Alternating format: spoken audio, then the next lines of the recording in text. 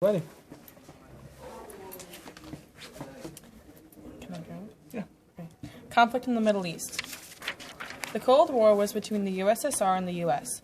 Cold Wars are wars where countries threaten each other and use propaganda. No weapons are actually fired. When the US dropped a bomb on Hiroshima and Nagasaki, the USSR felt as though they had to build up their arms so they could be prepared if the US attacked them.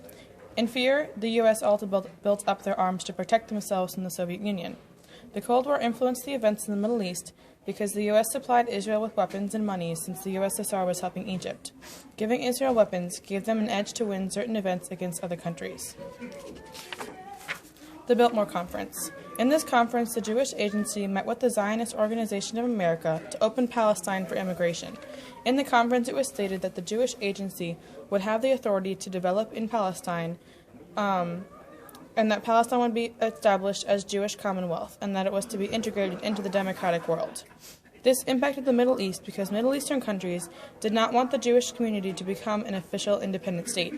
They felt as though the Jewish community had taken most of their land and jobs. The Jewish community went on to gain their own Jewish state of Israel, which caused many of the conflicts with the Middle Eastern countries who disagreed with the Jewish becoming an independent state. The Aswan Dam and the Suez Crisis. In 1955, the United States and Britain were going to provide $70 million to help Egypt build the Aswan Dam on the Nile River. This dam would help control the Nile's annual flooding to prevent widespread drought and famine, and would produce electric power. However, America decided not to help Nasser build the dam because the U.S. openly supported Israel. Hence, Egypt turned to America's Cold War enemy, the Soviet Union. The USSR provided the capital and the engineers to the huge project. In 1956, the USA and the UK did not finance the Aswan High Dam because of Egypt's continued ties to communism through the Soviet Union and Czechoslovakia. In response, Nasser declared martial law on the Suez Canal, which made Britain and France afraid that Nasser would completely cut them off from the dam. Britain and France impacted this conflict in the Middle East because they convinced Israel to attack Egypt to force Egypt to remove their troops from the canal so Britain and France would have access to the waterway. The Bandung Conference. In April of 1955, representatives from 29 countries, including Egypt, Indonesia, and India and China, met to consider pressing issues in underdeveloped countries. These issues that were discussed were mostly focused on colonialism and imperialism. The countries wanted to promote economic and cultural cooperation, to reiterate the importance of peace, and to protect human rights. The Middle Eastern countries, Egypt, Iraq, Lebanon, and Saudi Arabia, wanted to resolve the independence struggles of Algeria, Morocco, and Tunisia against the French. They also called for a peaceful settlement of Palestine with the UN. The U.S. government was appalled by the conference because the conference showed that those countries did not think that the Cold War was an issue and that the countries were not going to join the United States in its war against communism. The U.S. saw the conference as the countries somewhat accepting communism and therefore potentially being enemies of the U.S. The impact of the conference in the Middle East was that the Bandung Conference gave a voice to emerging nations and demonstrated that they could be a force in future world politics. Because the U.S. did not agree with the conference, this led to many conflicts with the developing countries.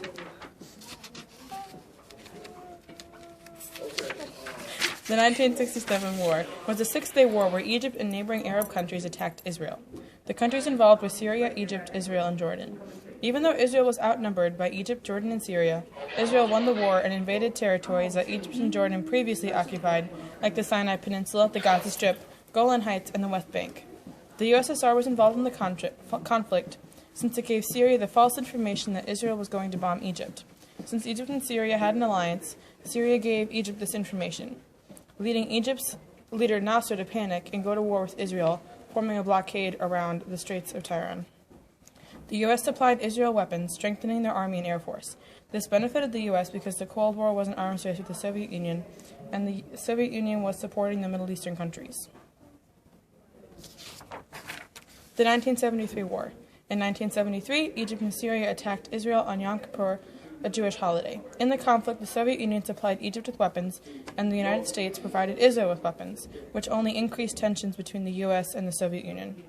After continued conflict, the United States and the USSR called a ceasefire. Israel won the war, and Egypt was finally willing to make peace. The Camp David Accords normalized relations between Egypt and Israel in 1979, where Israel returned some territories that they had captured in 1967, and Egypt recognized Israel as a state. The United States and the USSR were both instrumental in keeping the 1973 war going by supplying Israel and Egypt with weapons, and then bringing the war to an end with a ceasefire. These were the main events where countries involved in the Cold War influenced the Middle East. Thanks for watching.